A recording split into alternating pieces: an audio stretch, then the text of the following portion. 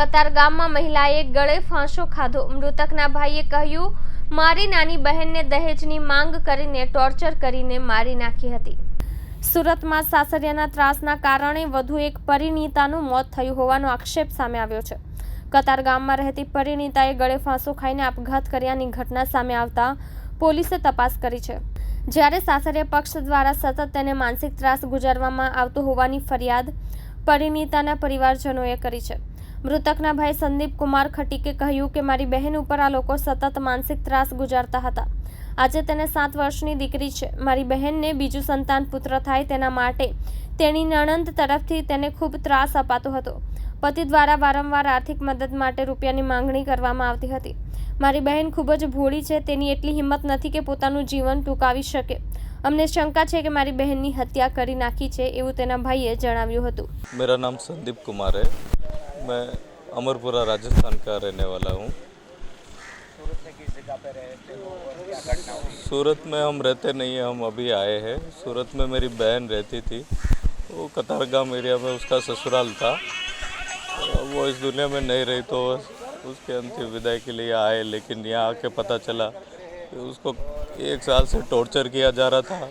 बहुत परेशान थी वो, उसने घर पे भी बहुत बार बताया, लेकिन वहाँ घर वालों ने समझाया कि बेटी शादी के बाद जो है, जो पति का घर है वही तेरा घर है। ये मेंटालिटी की वजह से आज मेरी बहन हमारे साथ नहीं है। लोगों ने उसको बहुत टॉर्चर किया, उसको पैसे के लिए परेशान करते थे क्योंकि उसका पति कुछ करता नहीं था। मेरे पति टीचर थे तो उसको हर बार पैसे के लिए मारता था। मेरे पिताजी बेचते रहे, उनकी सबसे बड़ी गलती। फिर उसके बाद उन लोगों को मेरी एक भांजी भी है, वो 5.5 साल की है।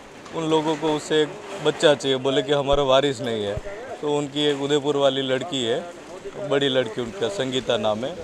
वो फ़ोन करके उसकी माँ को बराबर बोलती थी कि जब तक बच्ची नहीं हो इसको यहाँ मत लाओ, जब तक बच्चा नहीं हो इसको मत लाओ। वो नहीं जाती थी, बोला मेरे को यही रहना, तुम लोग मारो पीटो लेकिन मैं नहीं जाऊँगी। मेरे माँ बाप को क्यों परेशान करूँ, मैं नहीं जाऊँगी। मेरे को आप मारो, जो भी करो, मैं यही रहूँगी। मरने से 2 दिन पहले से उसके झगड़े चालू थे। उसको मारा, मैं अंदर देख के आया, टॉपसी में अंदर उसको चेहरे पे यहाँ पर सूज रहा है। और मारा साहब, उसके घर पे भी सब बिखरा हुआ था। जो लोग गए वो बता रहे थे कि घर पे भी सामान खाने का बिखरा हुआ था। और वो ऐसा बोल रहे कि उसने उसकी बेटी को बाहर धक्का दिया और खुद अंदर बंद हो गए। ऐसा नहीं, कभी नहीं करती साहब, वो बहुत हिम्मत वाली थी। जो लड़की 7 साल तक रिश्ता निभाती है वो ऐसे एक दिन में नहीं सुसाइड करती है साहब।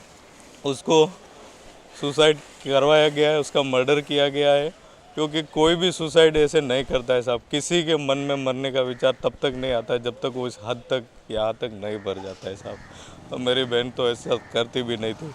उसको अभी 1 दिन पहले इस बात पे मारा उसकी सास ने कि उसने उसके पति का घूंघट नहीं निकाला था। साहब ये दकियानुसी बातें, इन चीज़ों की वजह से पता नहीं समाज कहाँ तक पहुँचेगा, लेकिन इन लोगों के दिमाग में अभी भी इस बात का कचरा भरा हुआ है। और इस छोटे छोटे कचरों की वजह से मैंने अपनी बहन खो दी है।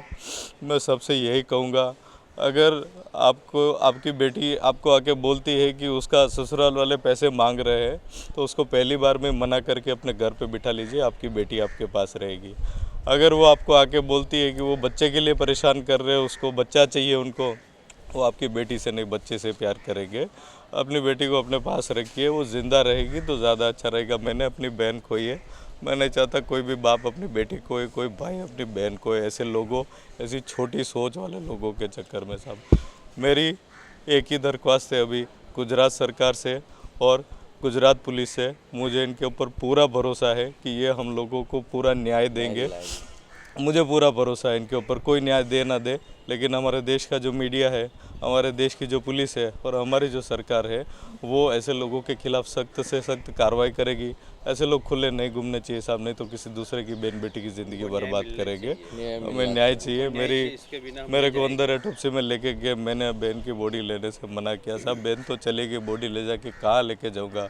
मुझे खाली इंसाफ चाहिए, मुझे खाली इंसाफ चाहिए कि जो मेरी बेटी के हत्यारे खुले घूम रहे आराम से, एक भी बंदा यहाँ उसको देखने नहीं आया साहब। कल शाम से उसको लेके आए हुए हैं, कोई नहीं आया। उसका ससुर थोड़ी देर खाली दिखावे के लिए रोके गया।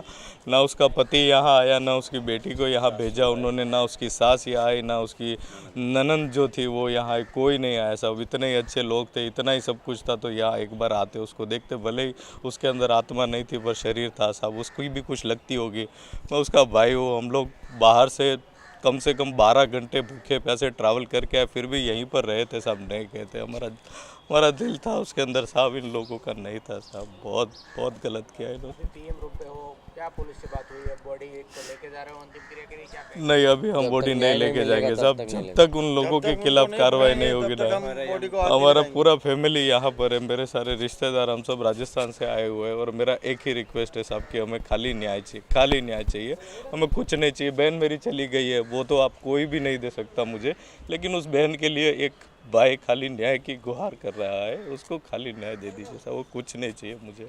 उसके हत्यारे जो खुले घूम रहे, बस उनको उनके किए की सज़ा मिल जाए और किसी दूसरे की बहन बेटी की ज़िंदगी बर्बाद ना हो। उन लोगों को थोड़ी सीख मिल जाए जो ऐसा करने वाले हैं। बस हम उनके लिए उम्र कैद, फांसी, जो सबसे ज़्यादा सज़ा हो सकती है